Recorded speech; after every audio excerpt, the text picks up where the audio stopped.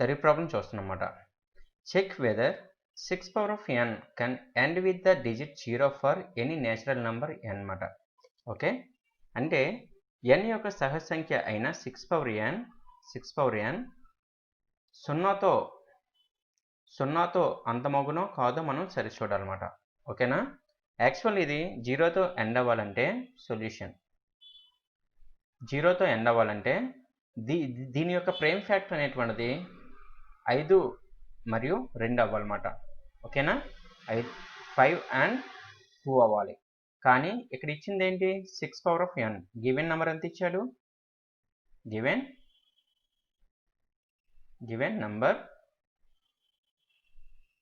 Number ఎంత ఇచ్చారమ్మా, 6 power of n ఇచ్చారు. Okay, దీని యొక్క ప్రైమ్ ఫ్యాక్టర్ ఎంత అవుతుంది, 6 నెల రాయొచ్చు, 2 into 3 కింద రాసుకోవచ్చుగా, పవర్ ఆఫ్ n. ఓకేనా, అంతేగాని 5 అయ్యిందమ్మా, అవ్వలేదుగా, 5 into 2 అవ్వలేదుగా, లేదా 2 into 5 అవ్వలేదుగా. సో ఇది ప్రైమ్ ఫ్యాక్టర్ అనేటువంటిది 0తో ఎండ్ అవ్వదు అన్నమాట. ఓకే, ఇది 0తో ఎండ్ అవ్వదు, దాన్ని ఇప్పుడు మనం రాసుకుంటున్నాం అన్నమాట. Okay, the prime factor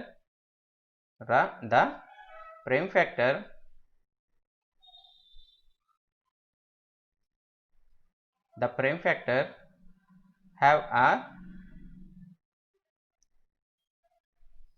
2 and 3 only. To be end with 0, 6 power n should have a prime factor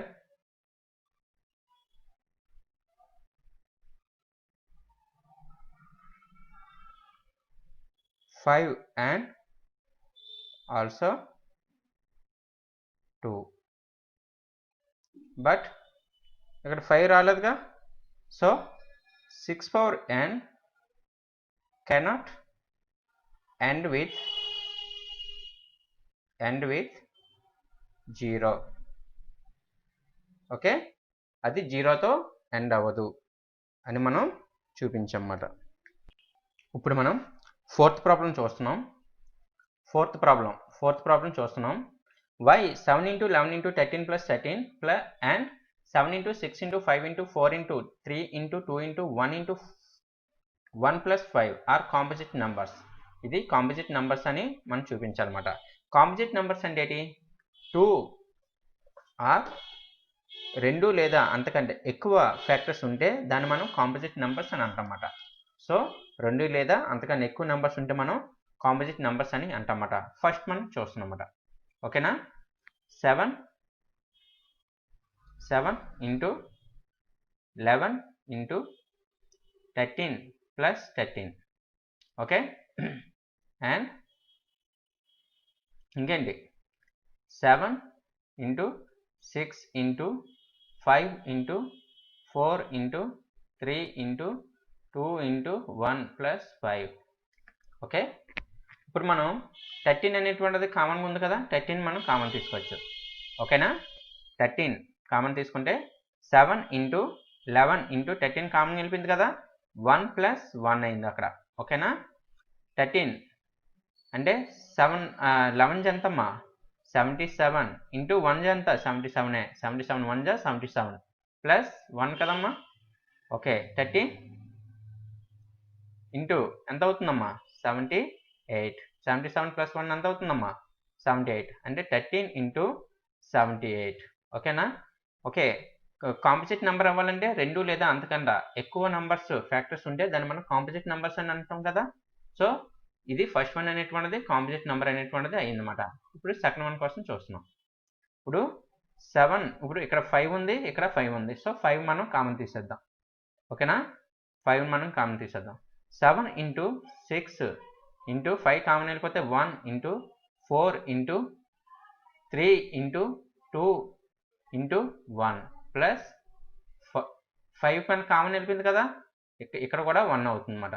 ఓకేనా? ఓకే. ఇప్పుడు 5 వస్తుంది కదా కామన్గా. 7 6 ఎంతమ్మా?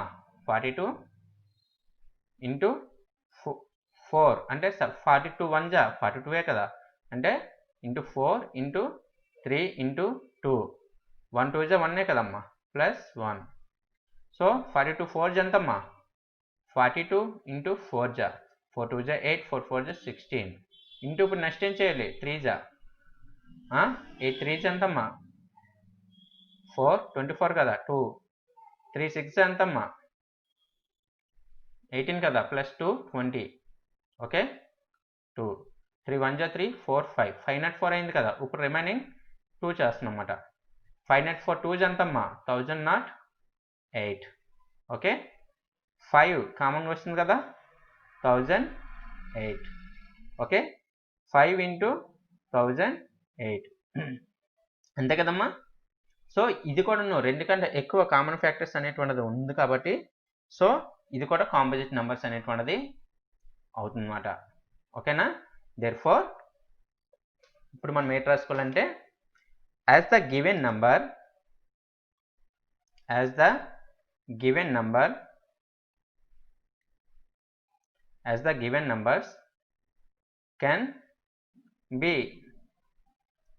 can be written as product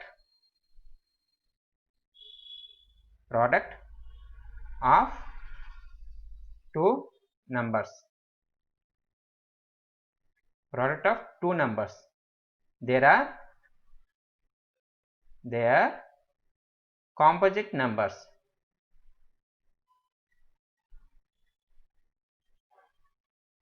ఇది కాంపోజిట్ నెంబర్స్ అనేటువంటిది అవుతుందన్నమాట. ఇప్పుడు మనం 5th ప్రాబ్లం చేస్తున్నాం అన్నమాట.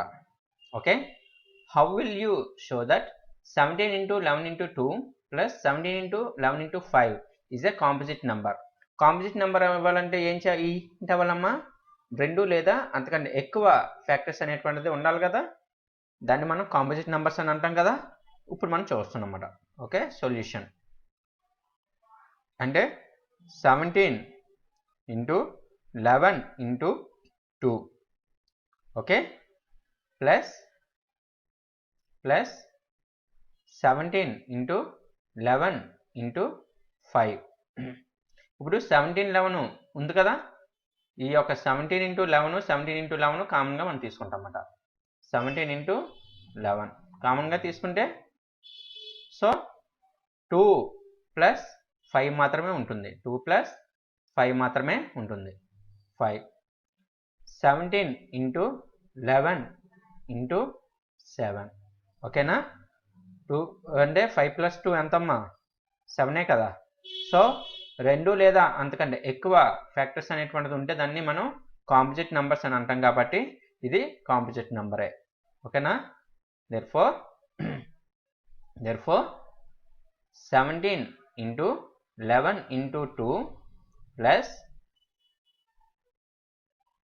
17 into 11 into 5 is a composite number.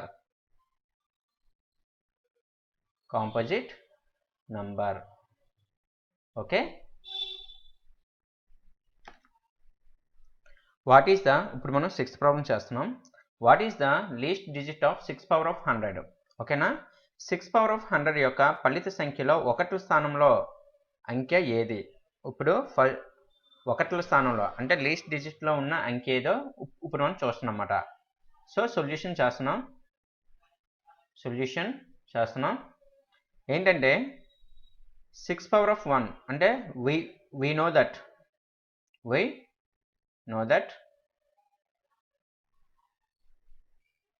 6 power of 1 ఉందనుకోండి, 6 1 జా 6 అంతే కదా. ఓకే, 6 power of 2 అంటే 6 స్క్వేర్ ఉందనుకోండి, ఓకే, 6 ఇంటూ 6 ఎంత అవుతుంది? 36. ఓకే, 6 power of 3 అంటే 6 క్యూబ్ ఉంటే 6 into 6 into 6 is equal to 6 6 36 into 6 ఎంత అవుతుందమ్మా?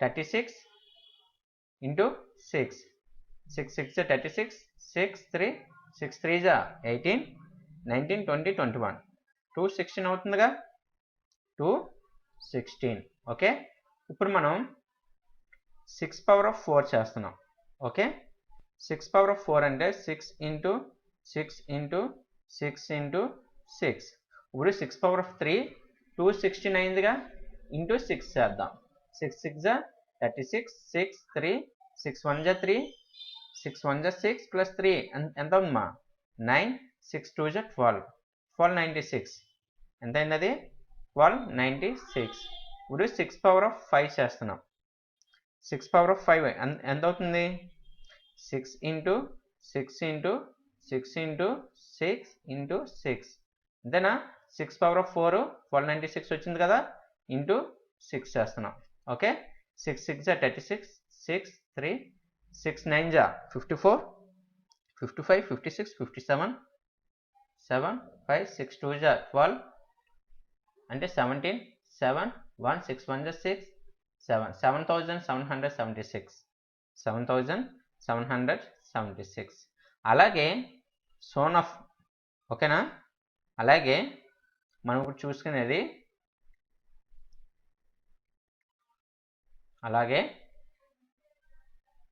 అలాగే మనం చూసుకుంటే 6 పవర్ ఆఫ్ 100 6 పవర్ ఆఫ్ 100 అనేటువంటిది ఇప్పుడు ఇక్కడ మనం చూసుకుంటే ఒకటి స్థానంలో అంటే వన్స్ ప్లేస్లోన లీస్ట్ డిజిట్లోన 6 వచ్చింది సో అలాగే మనకి లీస్ట్ డిజిట్లో ఎంత వస్తుందమ్మా 6 వస్తుందిగా ఓకేనా లీస్ట్ డిజిట్లో అనేటువంటిది 6 వస్తుంది ఇప్పుడు therefore we can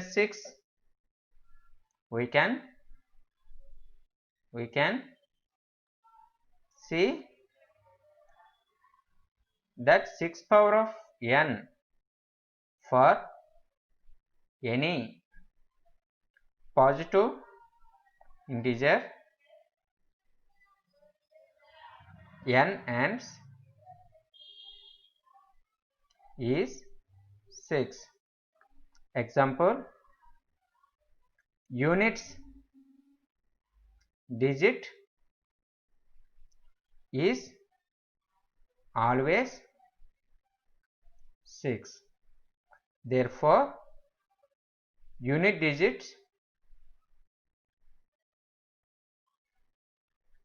of 6 power of 100 is 6.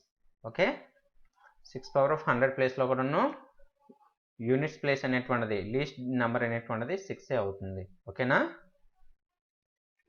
ఇప్పుడు మనం 1.3 కోసం వెళ్ళే ముందు అంటే కొంత కాన్సెప్ట్ మనం తెలుసుకుందాం ఓకే అంటే ఏంటంటే 1.2.2 చూడండి ఒకసారి 1.2.2 rational numbers and their decimal expansions ఇప్పుడు మీరు చూడండి అది ఇప్పుడు మనం రేషనల్ నెంబర్ని డెసిమల్ ఎక్స్పెన్సెస్ ఎలా చేస్తామో చూస్తున్నాం అన్నమాట ఓకేనా అయితే ఫర్ ఎగ్జాంపుల్ మనకు తెలుసు ఇప్పుడు 0కి 1కి మధ్యలోన కొన్ని నెంబర్స్ ఉంటాయి లేదా 0.1 టు 0.9 వరకు నెంబర్స్ అనేటువంటివి ఉంటాయి ఇటువంటి నెంబర్స్ని మనం రేషనల్ నెంబర్స్ అని కూడా అంటాం అంతే కదా మరి 1కి 2కి మధ్య 1.1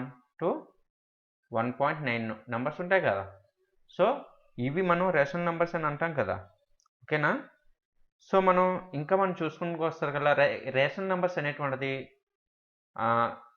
టర్మినేటింగ్ నాన్ టర్మినేటింగ్ డెసిమల్స్ అనేటువంటిది అవుతుంది first one terminating decimals second one non terminating decimals అంతే కదమ్మా టర్మినేటింగ్ డెసిమల్లో రిమైండర్ అనేటువంటిది ఎంత రావాలమ్మా 0 నాన్ టర్మినేటింగ్ డెసిమల్లో రిమైండర్ అనేటువంటిది 0 అవ్వదు అది అలా ఎక్స్పెన్సివ్ అవుతూనే ఉంటుంది అంతే కదా సో అది నాన్ టర్మినేటింగ్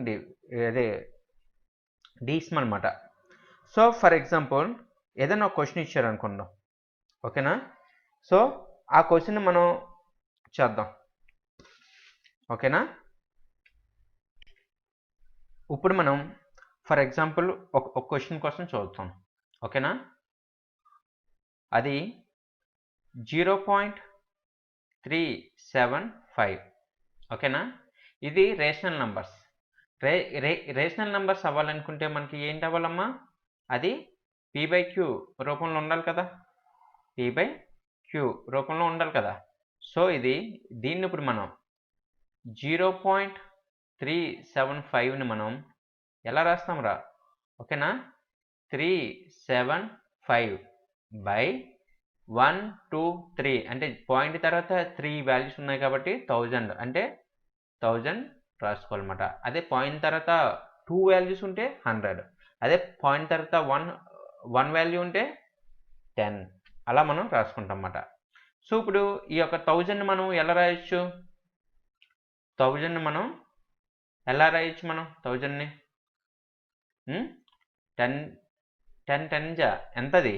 100 ఇంటూ 100 10 జా 1000 అంతే కదా. 375 బై 10 క్యూబ్ ఇలా మనం రాసుకోవచ్చుగా. ఓకేనా? సో ఇదే ప్రాబ్లమ్ని ఇంకా మనం బ్రాడ్గా చేస్తాం అన్నమాట. ఓకేనా? ఇప్పుడు మనం ఈ యొక్క 375ని 375 బై 10⁻³ ఉంది కదమ్మా, 10 క్యూబ్ ఉంది కదా.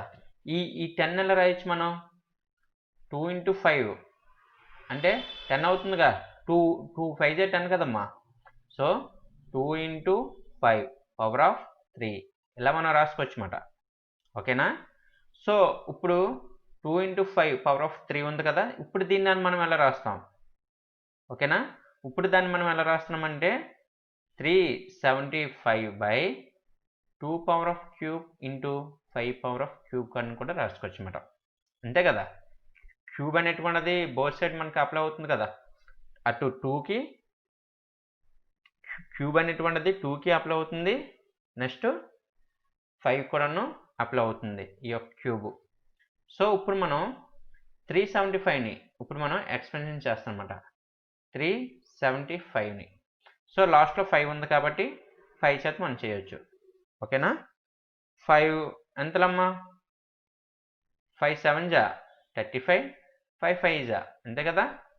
మళ్ళీ 5 ఎంతలు? 5 1 జా 5 5 జా ఇంకా 5 3 జా కదమ్మా. 5 3 జా 15, 3 1 జా. ఇప్పుడు దీన్ని మనం ఎలా రాయొచ్చు? 5⁻³ ఇంటూ 3 ఇలా మనం రాసుకోవచ్చు కదా 375ని. ఓకేనా? 5 లేదా 3 చూడండి, లేదా మనం ఇప్పుడు ఎలా రాస్తున్నామంటే 3 ఇంటూ 5⁻³ బై ఎంతమ్మా? 2⁻³ ఇంటూ ఎంత అవుతుంది? 5⁻³. ఈ 5⁻³ 5⁻³ పోతుంది. రిమైనింగ్ ఎంత ఉందిరా? 3 ఇంటూ 2⁻³. ఈ 2⁻³ ఎలా రాయొచ్చు? 2 ఇంటూ 2 ఇంటూ 2 2 2 జా 4 4 2 జా 8 8 అని రాసుకోవచ్చుగా. 3/8 3/8ని ఇప్పుడు మనం డెసిమల్ ఎక్స్పెండ్ చేస్తే సేమ్ వాల్యూ వస్తుంది. ఓకేనా? సో 3/8 అంతే కదమ్మా. సో ఇప్పుడు అది మనం సాల్వ్ చేస్తాం అన్నమాట. ఓకేనా? 3/8 ఇప్పుడు 3/8 సో 0ని మనం యాడ్ చేస్తే 0ని యాడ్ చేసి పాయింట్ పెట్టుకుంటే 3 ఎంతలమ్మా? 8 3 జా ఎంత అవుతుందమ్మా? 24 3 జా 24. రిమైనింగ్ ఎంత ఉందమ్మా? 6. ఇంకా ఇక్కడ ఆల్రెడీ పాయింట్ పెట్టుకున్నాం కాబట్టి 0. 8 7 జా ఎంతమ్మా? 56. రిమైనింగ్ ఎంత ఉందమ్మా? 4. సో ఇక్కడ పాయింట్ పెట్టుకున్నాం కాబట్టి 0. 8 5 జా ఎంత అవుతుంది? 40. సో 0. ఇది టెర్మినల్ 0 0 వస్తుంది కాబట్టి టెర్మినల్ డెసిమలే కదమ్మా.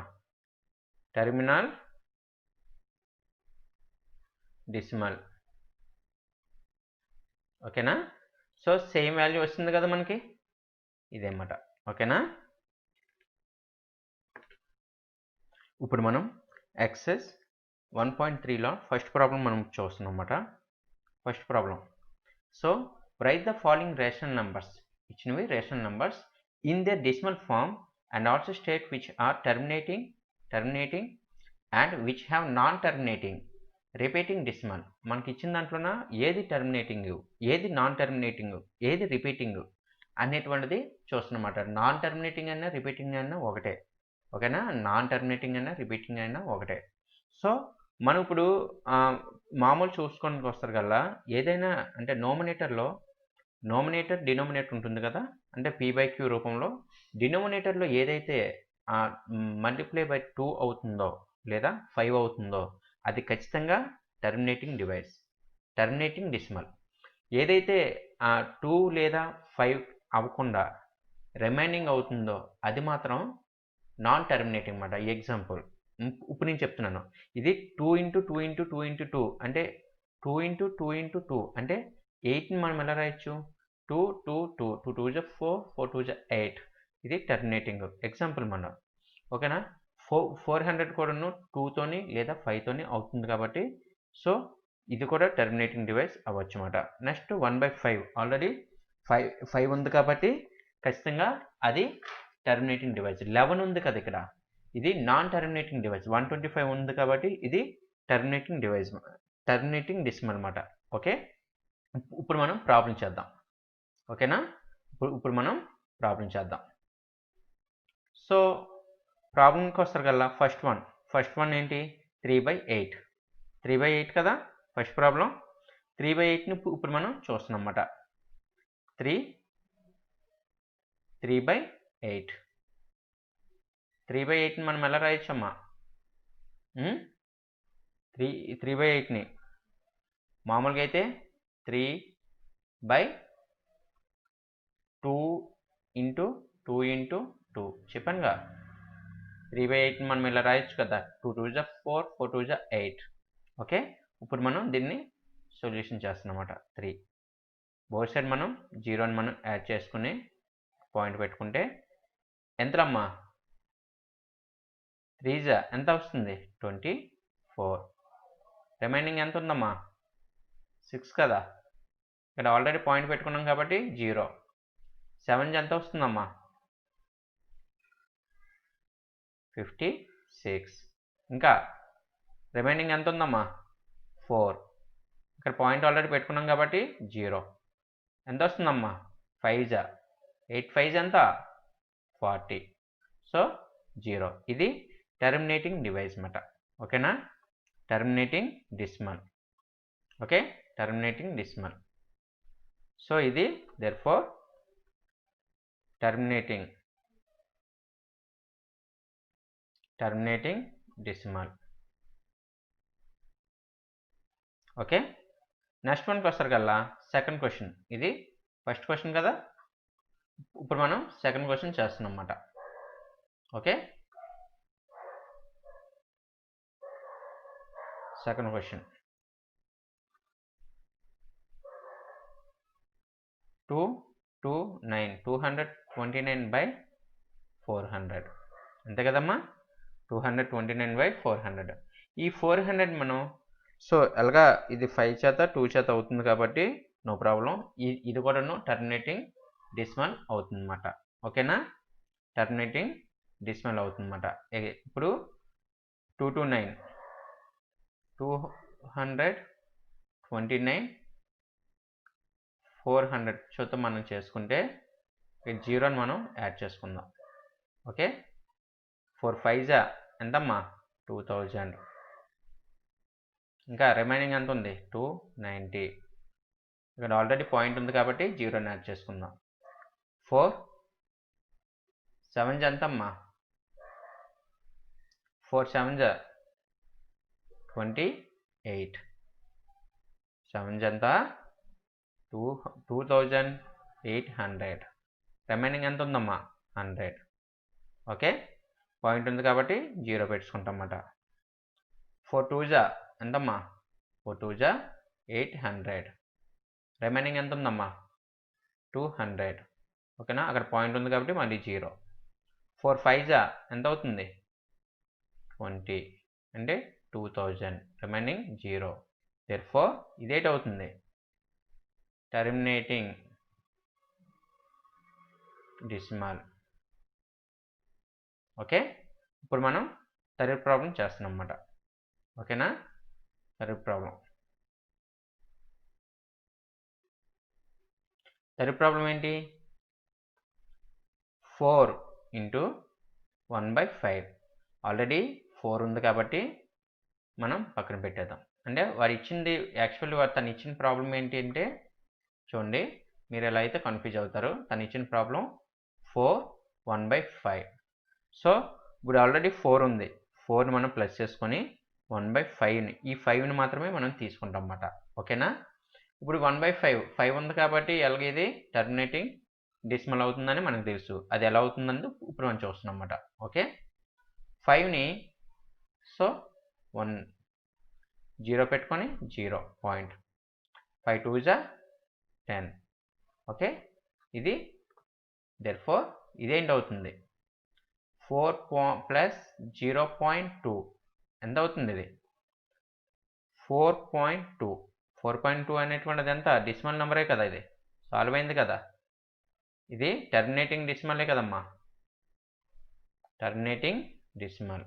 ఇప్పుడు మనం ఫోర్త్ ప్రాబ్లం చూస్తున్నాం అన్నమాట. ఇది నాన్ టర్మినేటింగ్ లేదా ఫోర్త్ ప్రాబ్లం ఇప్పుడు మనం చూస్తున్నాం కదా, అది డివైడ్ బైలో అంటే డినామినేటర్లో 2 లేదా 5 లేదు కాబట్టి 2 or 5 లేదు కాబట్టి ఇది ఖచ్చితంగా non terminating or repeating decimal అనేటువంటిదే అయ్యేందుకు ఛాన్స్ ఎక్కువ ఉందన్నమాట. 2/11. ఓకేనా, 2 11 0 పెట్టుకుంటాం 0 పాయింట్ 11 1 11, ఇంకా 9 ఉంటుంది కాబట్టి పాయింట్ ఆల్రెడీ పెట్టిస్తాం కాబట్టి 0, ఇంకా 11 8 88, రిమైనింగ్ ఎంత ఉందమ్మా 2, పాయింట్ ఉంది కాబట్టి 0, 11 1 11, మళ్ళీ ఎంత ఉందమ్మా 9, పాయింట్ ఉంది కాబట్టి 0, 11 8 88. సో అలా ఇది రిపీట్ అవుతుంది కాబట్టి ఇది రిపీట్ డెసిమల్ అన్నమాట. ఓకేనా, లేదా non terminating. therefore this is non terminating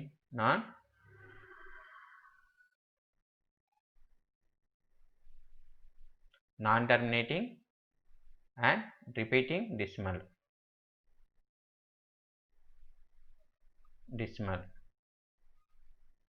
okay, ఇప్పుడు మనం ఫిఫ్త్ ప్రాబ్లం చేస్తున్నాం అన్నమాట. Fifth problem 8/125. Okay, fifth problem ఇది. ఓకేనా, 8/125. 5 ఉంది కాబట్టి అంటే 5 క్యూబ్ అది 5 ఇంటూ 5 ఇంటూ 5 5 5 25 25 5 125.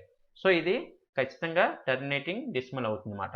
ఓకేనా, ఇప్పుడు మనం ఈ 125ని ఇప్పుడు మనం చేస్తున్నాం అన్నమాట. 8/125. ఓకే, ఇక్కడ పాయింట్ పెట్టుకుంటాం, పాయింట్ 0 0 యాడ్ చేసుకొని మళ్ళీ 0 యాడ్ చేసుకొని 0. ఓకే, 800. ఓకే, 125 ఎంతలమ్మా 125 6 ఎంత అవుతుంది 125 ఇంటూ 6 5 6 6 2 6 1 6 1 750. ఓకే, 750 అవుతుంది 6, రిమైనింగ్ 50 ఉంటుంది, పాయింట్ ఉంది కాబట్టి 0 వేస్తాం ఆల్రెడీ. ఓకేనా, నెక్స్ట్ ఇప్పుడు ఎంత అవుతుందమ్మా 4 125 4 ఎంత అవుతుందమ్మా 125 ఇంటూ 4 5 4 20 0 2 5 2 8 4 2 8 ప్లస్ 2 10 0 1 4 1 4 ప్లస్ 1 5 అంటే 500. సరిపోయిందా 500 అంటే ఇది ఏంటి అవుతుంది, ఇది టర్మినేటింగ్